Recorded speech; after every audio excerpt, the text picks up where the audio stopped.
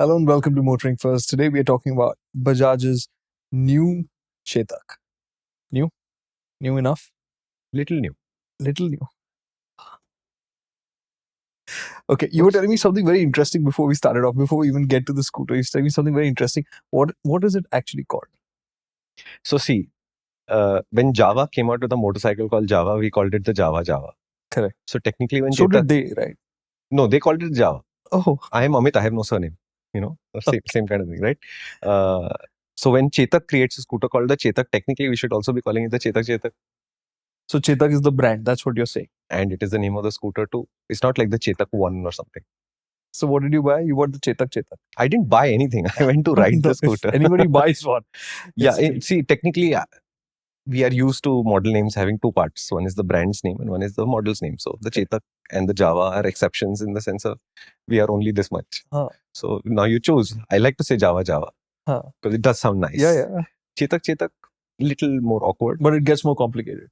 No, it just has two variants, urban and premium. So Chetak, that's the thing about the Chetak, right? It never gets complicated. It's one of the simplest electric vehicles ever made in the sense of it's the least complicated thing.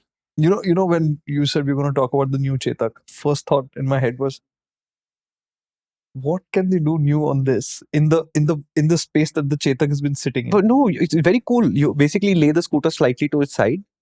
That activates the ignition. Then you turn it up and arm it. Then the motor's on. No, I'm kidding. If you know what this is, you know what this is. If you don't know what this is, somebody leave a comment and let other people know what this is. No.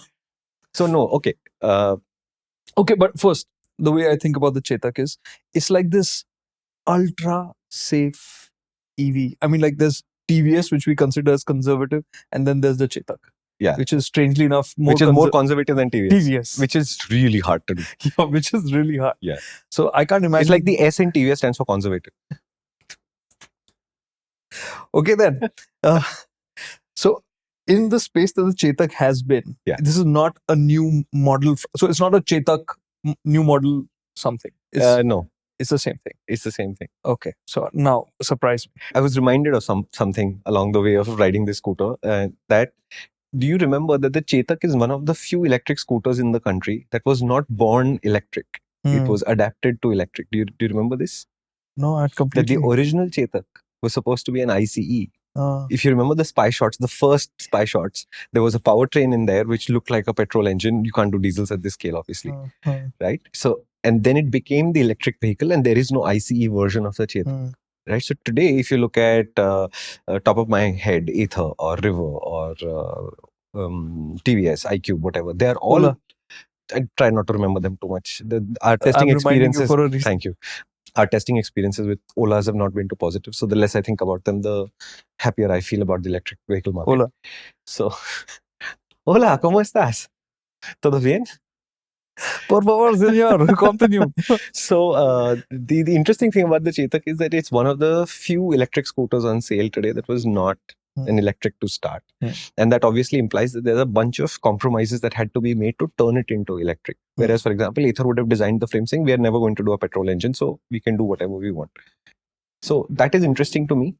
And if you think about how Chetak has operated in the market, they've not made too much noise, except for the pricing at the start. Because it was really expensive, very basic scooter. Yeah. From there, I am told that Bajaj worked a lot on indigenization and a lot of the imported components, etc., was slowly replaced by Indian-made components, which is where the price came down from. It wasn't a knee-jerk reaction one day saying, oh God, our price is terrible, we should change it. No, they worked on that price. They qualified for the FAME subsidies later or something. They qualified for the FAME subsidy later in the process and all of that. And it's slowly selling quietly. And I think if I'm not mistaken, it's the number 3 or number 4 electric scooter on sale in India today. As it is with India, there are people who make a lot of noise and there's people who do a lot of work. I'm not referring to anybody specific. I'm seeing this in all the fields. It's like everybody says Marutis are unsafe, but then they sit on what? 35% market share. Closer to 50s, 45 plus. Whatever. So everybody says Marutis are unsafe and that's the larger conversation we hear online today. But that brand also sits on 50% market share. You resolve it however you want and whatever emotions you have about it, you're welcome to it. In the same way, we don't regard the Activa or the Splendor as amazing vehicles. But they are sitting on somewhat 80% of the Indian two-wheeler market between the two of them. So this is how we are. So in that sense, have we discussed the Chetak in any kind of detail in any context to any electric vehicle ever? No, we haven't. That's not. Yeah, but then when Bajaj turns around and says, so we've expanded our reach dramatically over the last few months, and today they're sitting at 13.5% market share in electric scooters. You're like, hey, when did this happen? And they're saying, no, but that's not the end of it. We want to be number 2 in the electric scooter market. 13.5%. Yeah. And they're saying now we want to sit at number 2 in the electric scooter space, to which they will expand distribution and reach more cities, have more dealers, and to which these updates will apply. But that means that this scooter has quietly been selling in decent numbers. Yeah. That's the thing. It always felt like this was like a reluctant move doing an electric scooter. It is. And it is. I heard of a term which I can't help but quote because it's such a cool, because I was asking people from the industry about who's making money in electric, what's really going on. And this gentleman told me, Hammam mein sab nange hain.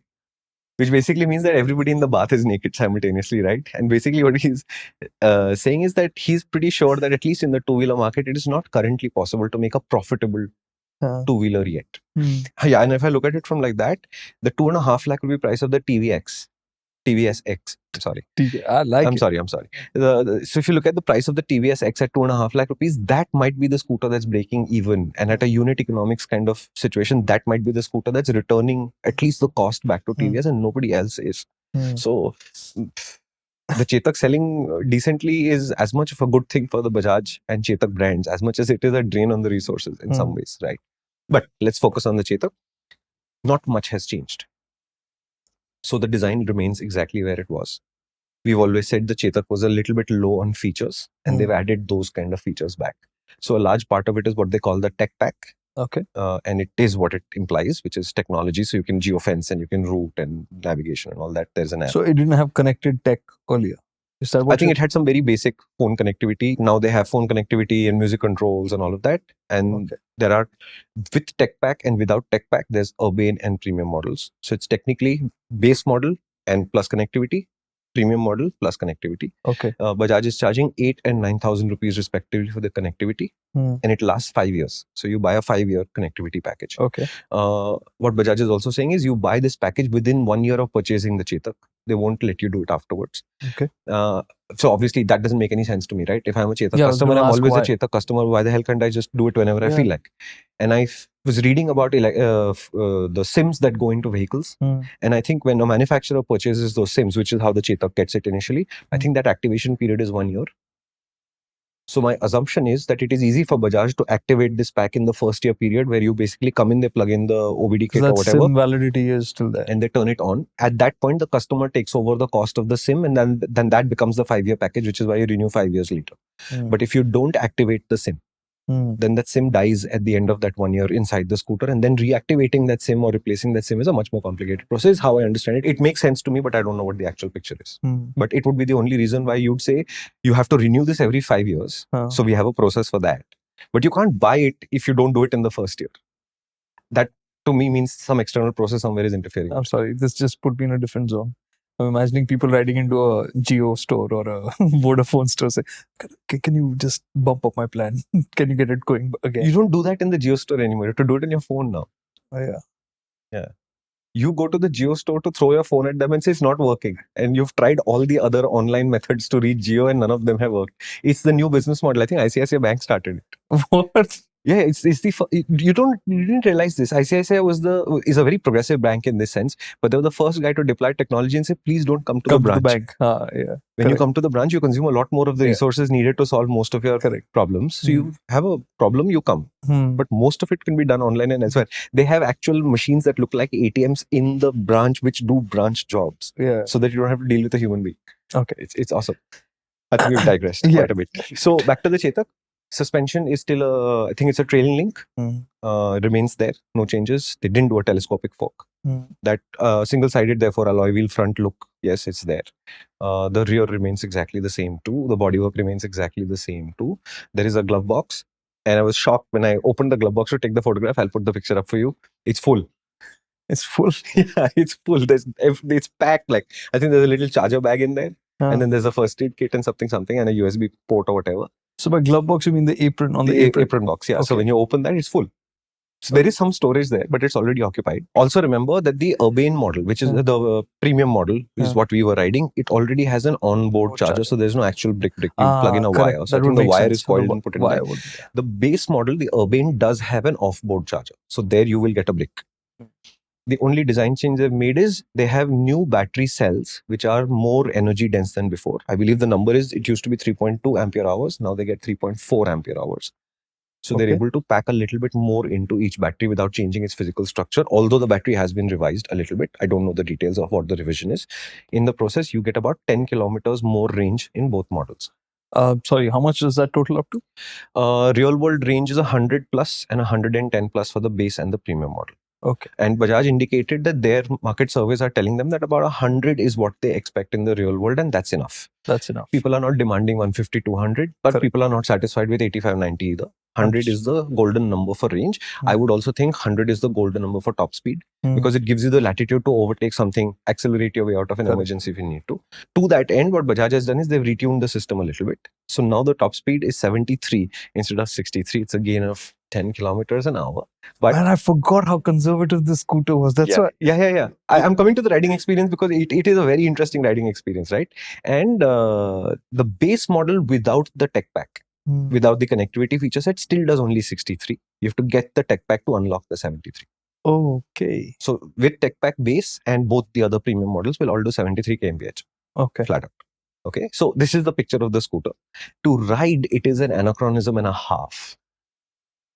Okay, as in it just feels out of time. It's like I'm riding a really retro scooter with a futuristic powertrain in some ways, but it's super conservative. So the one nice thing that Chetak has always had, which I still appreciate about it, is that if you're in economy mode, and the strange thing is economy or sport, they all show you the same range. Estimated range remains the same. Actually. Okay, I'll put screenshots. You'll see that when I switch economy to premium, I've basically rode out of Pune a little bit and then rode back. And on the way back, I thought I might be pushing it. I was 11 kilometers close to pushing it, so it was okay. But when I switched to sport, no change in range, estimated range at all. Does it feel different in sport? Yeah, it does. And the fun part is that they've done the right thing here. When you're in economy mode and you open the throttle beyond a certain point, it momentarily switches to sport mode. Because what you're basically saying is, I need to overtake that thing. Right. Now, there's two ways to do it. One is if I were to stay in economy, open the throttle, take me a while. And remember, when you're running up parallel to a vehicle is when you're in the maximum danger because you're passing through their blind spot. So you want to minimize the time running parallel, which is why we want acceleration always as a good thing, right? In that moment, the Bajaj Chetak will switch you to sport mode. You'll get a burst of performance. You'll get past the thing. And when you close the throttle, it goes right back into economy mode, which is perfect. Perfect. Yeah. If I were Ather, and I know it's more complicated there, for example, because I have 4 riding modes, but I would want to give you a step up on each mode. So if you're in economy, you do this, you'd go to normal momentarily. If you're in normal and you do this, you go to sport momentarily. If you're in sport, you do this, you go to warp momentarily and come back. To me, it's a good idea. And didn't they have something like the Smart Eco or something? Smart Eco is a load balancing thing where sometimes it is favoring performance, sometimes it's favoring economy to trying to get you more performance, but while keeping economy as close to basic economy as possible in terms of range. Okay. This is a momentary switch, which is a performance switch. It has nothing to do with range. I have this strange feeling that we spoke about this in context to some other EV. I don't know. I assumed it was. I'm not able to remember anybody else doing it, honestly. Okay. And I'm thinking that if there's 4 modes, then this momentary switch is a more complicated thing because it's 4 ways to do it now. I would still think that this step up should be available. It's a good idea. Yeah, it's a very cool idea. Yeah. It felt right. The fun part about it is that we were riding in Pune on a day where it rained after a long dry spell. So it was a super slippery day. Like imagine this. There's an underpass which takes you to a place called Vakdewadi. And you come under the bridge and you take that left up. I took that left up and I was sideways at 13 kilometers an hour when I opened the throttle. And then it's spinning and it won't stop spinning. So then I had to put my feet down and push. You have to tell people everything. Otherwise, they're going to get worried about the tires. So I'm coming to that. So I had to push. Then we climbed that ramp. And then it felt kind of slippery. And on the way back, by when what you're referring to shouldn't have happened, I was coming over the bridge into Sancheti. So it's over the bridge, over a crest, downhill. On the crest, I have footage. It's very slow. I'll show you the footage. And the scooter begins to get sideways and then I correct it. And it was hilarious because I think that's at 25 kilometers an hour. So it was a really slippery day out. And then later we figured out that one of the overzealous service people. I think they were trying to help, but they made a mistake, but they polished the wheels in the process. So the first incident, the polish can explain. The last incident is just a slippery day outside. Okay. It's too long, because by then I'm with the end of that scooters. I'm 18 kilometers or 17 kilometers from the finish of battery running out. So you've I've done already at least consumed 60, 70 60 kilometers. kilometers. Yeah. Okay. So it was a fun day. The first thing you notice is the Chetak is really low. Okay, you sit on an Ather, your hands sort of go like this, maybe narrow. On an Ola, they go up like this because it's a really tall handle, right? Yeah. On a TVS, it's sort of where the Jupiter is, it's in the middle. On the Chetak, it's low. And I was wondering if this is something I'm feeling. Then I noticed that they have a promo photograph of a guy and a girl riding a Chetak. And in the promo photographs, the guy's arm angle is actually, it's like down like this. So from his shoulders, the arm goes down all the way to the handlebar. It is a really low handlebar. Doesn't interfere with your knees. But in terms of the relationship between how you sit and where the handlebar is, it's a really old world riding position, which is one of the reasons why I keep calling it an anachronism, because it does feel like it. Yeah, it feels strange. The metal body is a strange thing for me. And I know people love it and all of that, but a metal bodied electric scooter is sort of like a contradiction. It's really a combination of different worlds and values. Yeah, but if you look at it from another direction, because it's so much metal, it's probably far more recyclable than the plastic bodies on other electric scooters. So in terms of being environment friendly, maybe the Chetak is ahead of the curve. I don't know, I'm guessing here, but it might be ahead of the curve. Then similarly, because they have what effectively is a hub mounted motor, but it's mounted inboard and then it's geared to the rear wheel. The amount of noises that you hear from Athers or TVSs in your, there's nothing. It's a relatively silent scooter. It doesn't really make much of a noise. Refinement levels are higher. So it doesn't make any sounds. So it's not none of this. It's a quiet, nearly completely silent scooter. And it's also able to do this because there's not a lot of performance. So because it's an electric, there is acceleration and eco, which feels nice enough, especially in Pune traffic, which is really chaotic and slow. And in sport mode, it feels fast enough. So I was doing the bypass on the way back and I was sitting at 73 kmph and it felt completely normal. But even there, I remember more wind noise than any other noise. But on an Ather at those speeds, you would be hearing the whine from the motor and the engine. So it is a really unstressed, calm, slow, and not slow in the sense of, oh my God, this is not going. Slow in the sense of, this is how it is. It's peaceful and gentle. Very serene. Serene is a good word. Somehow, whenever I see somebody go by in a Chetak, they seem to be in that zone. Yeah. They seem to be in a zone, which is just like, I'm going, the world is fine, it's okay, this is my pace. Yeah, so there was one journalist who was, to reiterate my point, there was a journalist at the end with us and he was saying that, it was so slippery, I didn't go past 30 at all, I didn't try any acceleration, I just took my pictures and I am done. And somebody from Bajaj basically looked at him and quipped saying, so how our customers ride these bikes? So it is a serene, calm, family-oriented scooter that does those things. In practicality terms, the underseat storage has grown from 17 to 21 liters, I think, or 22. I think it's 21. So it's a more square, boxed out unit. Earlier it was a little curvy. So it's a little bit more useful. When you open it, are you blown away by the size of it? No. It needed to have been deeper for that. But I think that's one of the packaging issues of an IC scooter being turned into an electric scooter. They have packaging issues there. So overall, it reminded me of what the Chetak stood for, which is this peaceful, quiet, unspectacular, reasonably good product, which is also why you've not heard of Chetak fires and Chetak issues and people complaining about Chetaks. More delivery complaints than anything else, because there was an reach was the issue. Yeah, so there was a time when people went through that pain of Chetak nahi mil raha, because production was so slow. And I think at that point, Bajaj was at the high price. So more complaint because high price and I still can't get one and all of that. Resolved. Price is now, I think 113, 1.13 lakhs for the top Urbane plus 9,000 for the tech pack is where the prices are roughly sat. Which sounded great until Ather revised their prices. So now the Ather 450S is even cheaper than that because they dropped 25k on their connected version of the Ather 450S and they dropped 20k on the disconnected version of the Ather 450X. So 450S. Not the XS. So now I think the bottom end of the market is in an interesting place. Does this Chetak have enough to compete with the others like iQube S and all of that? Mood wise, yes. Performance wise, I think it's a little bit behind. They can still offer a little bit more. I'm not sure that this customer is demanding it though, because it's still quite popular despite to us feeling like it could do with more performance. But it's so unspectacular in that sense that honestly, I have run out of things to say. Okay, just tell me a little bit, like, I really like iQube is my go-to electric. Does its lack of relative performance get in the way? I think an average customer doesn't value that kind of performance like the way we do anyway. I think it's from a usability, because IQ, see, usability, neither of the two have a big issue, because it is not. See, the guys who use a lot of wide open throttle is people like us, right? Okay, if wide open throttle is the term that's bugging you, let's say more than 75% throttle opening will be us, because we are used to more performance, we know how to deal with more performance, and we enjoy using that performance. I don't think the average family oriented scooter buyer type who's buying the iQube S, hopefully they'll be able to buy an iQube ST at some point, the Chetak Urbane or Premium or whatever. I don't think these are the guys who ever roll past more than 30-40% throttle ever at all. But in your usage, did you at any point, like when you were sitting at 73, think that, okay, little bit more? Yeah, always. But that's my default. Okay, bad question. No. I said at the beginning, right? I said 100 range is what the customer expects as hygiene, and 100 kmph top speed is what I expect as to be able to pass things and feel like I have latitude to play with. So yeah, I definitely want more. Because I remember when I rode the iQube first, and I thought, oh, okay, the speed is, iQube is what, 75? 75, 80 something. Right? And I thought 75, that's not going to be enough. And then you rode it and you were like, no man, that's fine. Yeah. Also, I think because we are more confident about a range than customers are on average, because we've tested a whole bunch of electrics and we have a sense of this will do, this will not do. I think our confidence in using more and more of the available performance is much higher, and customers take a long time to get there.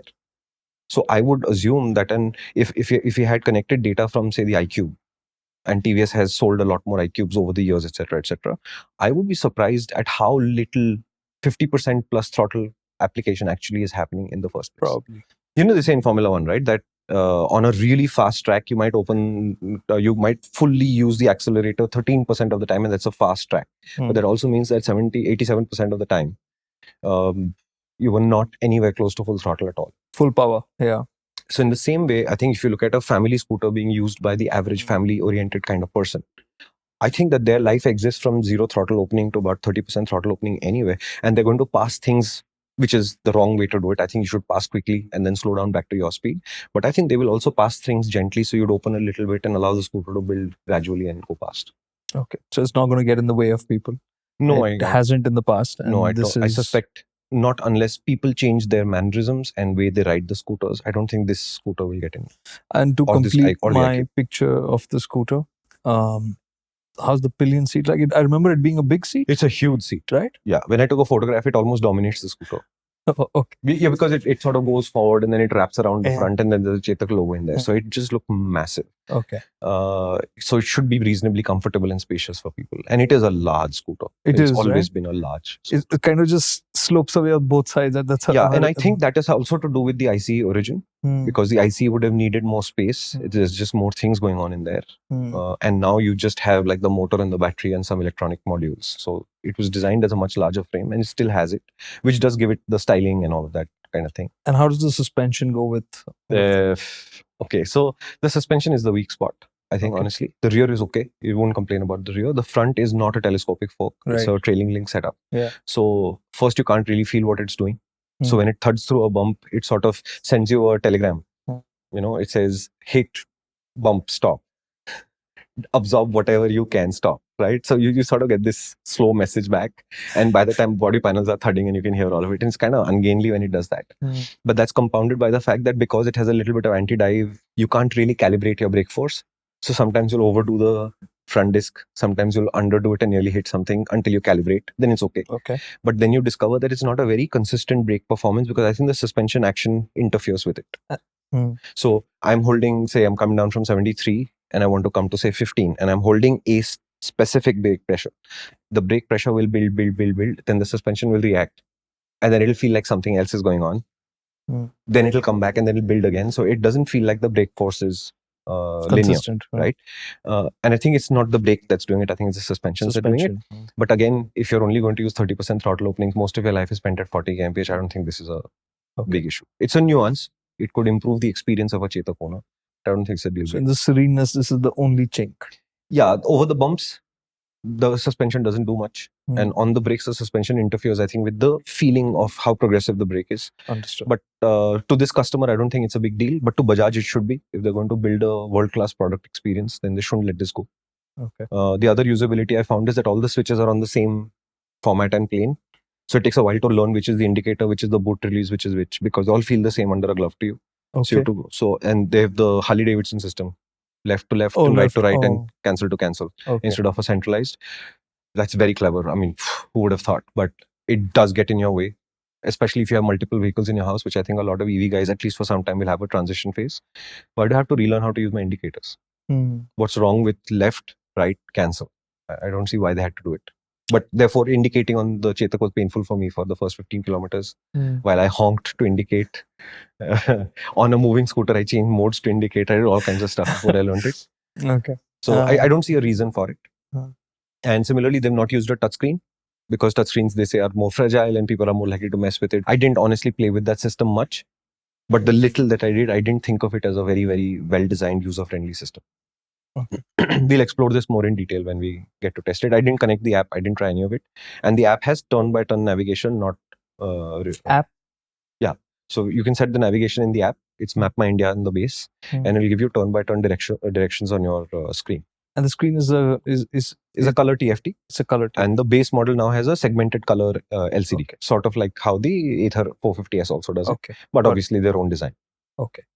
Okay. The only question is, why not more? I think Bajaj is very clear that this is a family scooter.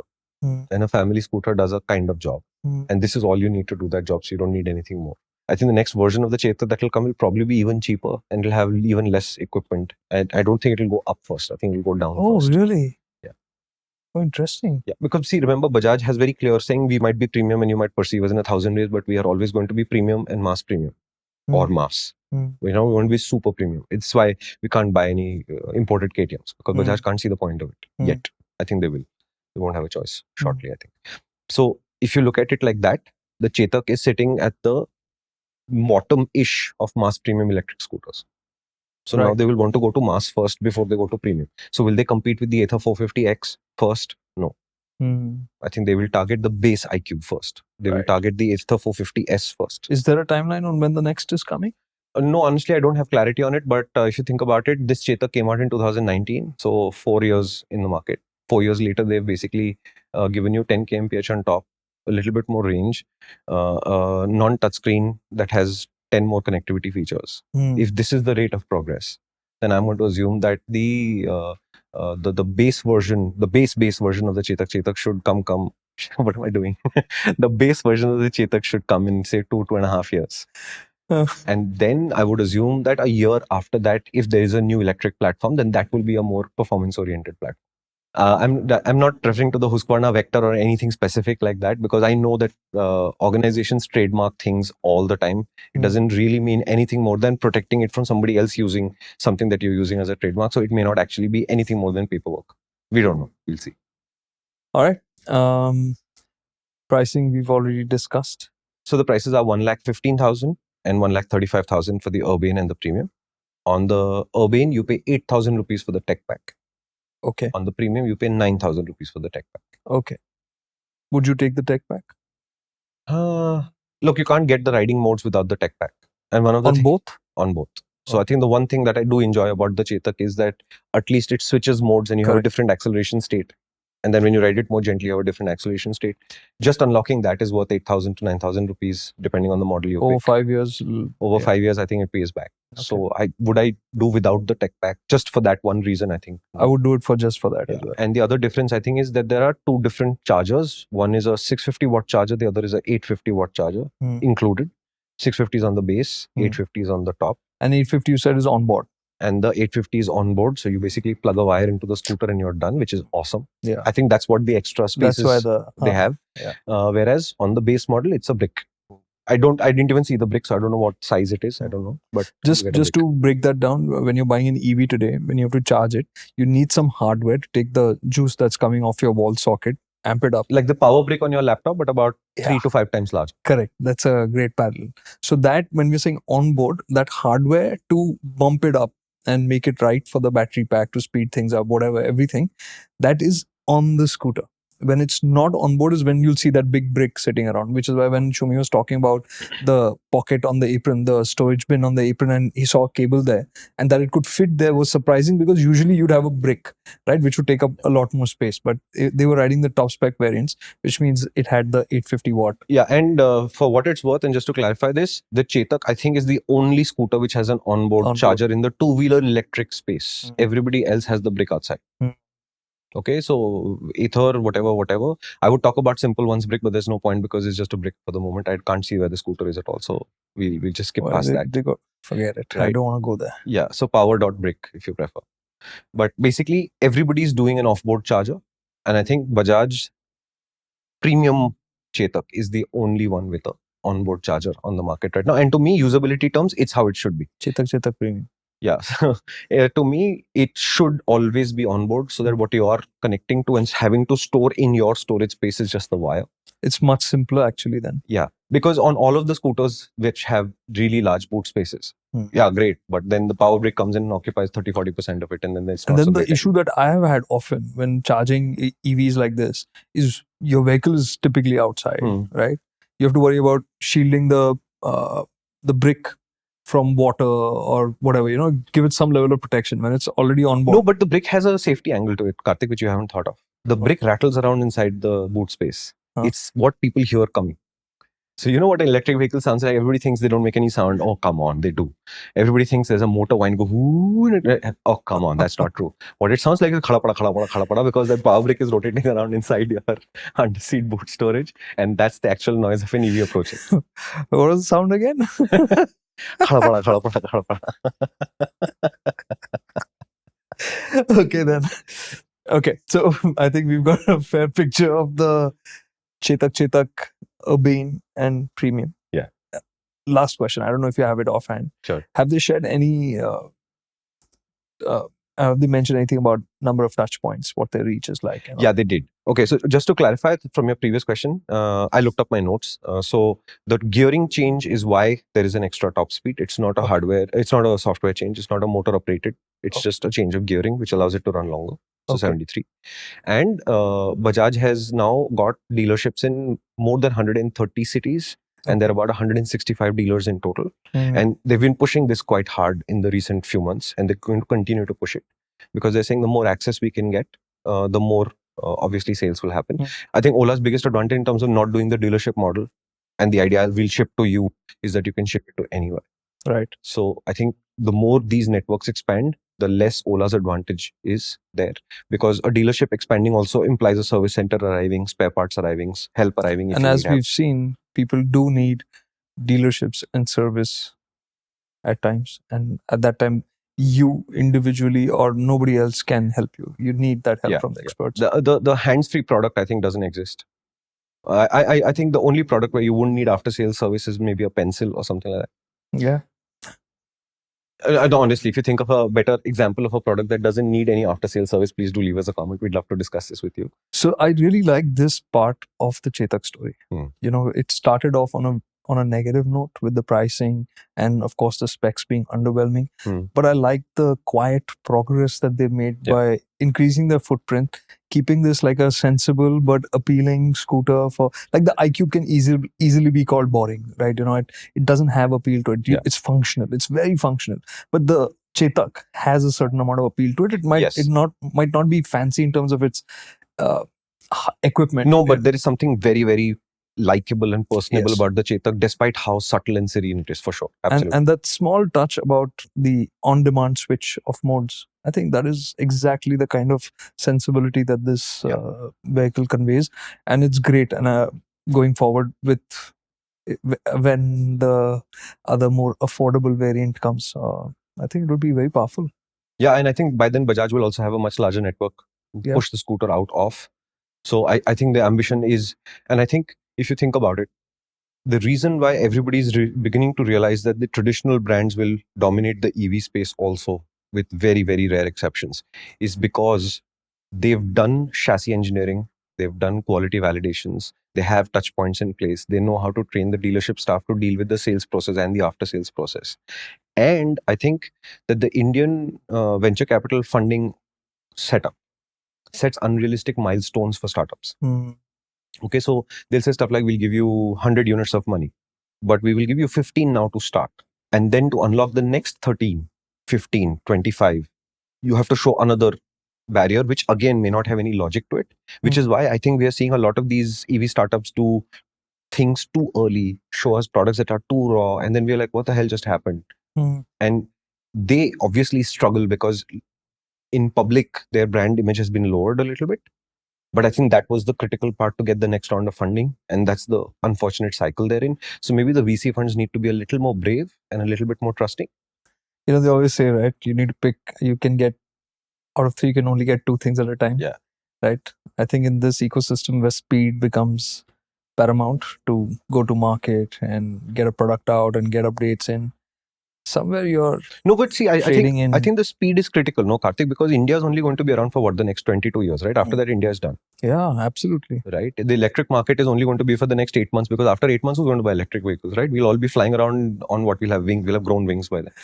I don't understand what the rush is. It's like you find a bottomless well and therefore you rush to take the water out. Hello, it's bottomless. It's not going to run out. But good. I mean, that's why I think that's why it's good to see these stories as well, and because it separates the chaff from the grain. You know, the good from the not so good, terrible. I don't know. You still struggle with it, no? Yeah, I do. But yeah, no, see, look, don't get me wrong. I think there is power in the idea that people are trying to build a better electric vehicle. Of course. I think there is a little bit of help that they need in terms of guidance, which sometimes they don't get because they don't have money. Sometimes because they're so lost in their own stories that they don't get the guidance they need, or they don't know where to look. We would like to help them when we can, but we see the flaws in the system too. But what really hurts is when a customer ends up having spent money on something that was too rushed, too raw, not ready enough, and being endangered. And yeah, it's that waste of money, being in danger, all of these kind of things that really bug us, not the fact that the EV startups are there, which is why we got a call recently from somebody else who wants us to come and meet them.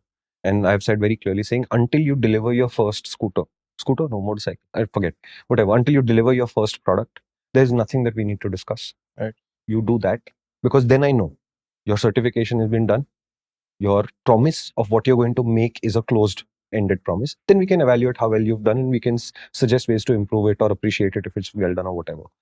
Today, till that day, it's an unknown amount of time. Like you will say, I will deliver in 3 months, and that 3 months could be, I don't know how many, because I count them by days. So it's about 30 months to a day, but the EV startup system doesn't seem to count months like that. It could be anything. 30. Right? So I'd just rather wait and say, no, listen, you deliver. We will not open our mouths about your brand. We want to see what the final result is, and then we'll discuss this. And the reason why I want to do it that way, especially with the electric two-wheeler ecosystem, is people are promising things. I think their hearts are in the right place, but the reality boundary is not aware. They're not aware of. Then things go awry. Sometimes in time, sometimes in engineering, sometimes in promises, sometimes in tech, and then you get something completely different. And I just refuse to play that game anymore. And to that extent, I think Bajaj, TVS, Ather also to some extent have been very on point about, this is what we want to do, this is what we want to deliver, these are our timelines. And in most cases, they've met all of them. And taken the time to do it. Yeah. Okay. So anything else that needs to be added about the Chetak? No, I've got a good refresher about it. I think we have done. You wrap this one up. So that was the story of the Chetak. It is new in the market. It has slightly more features than that, but fundamentally the scooter remains exactly what it was. 2 or 3 changes to talk about. The gearing has changed, so the top speed goes up 10 kilometers an hour. To access this only on the base model, you will need to add the tech pack, which is the other new addition. There's a connectivity suite now. Yeah. Costs 8,000 on the base model, costs 9,000 rupees on the top model, and it lasts 5 years on that purchase.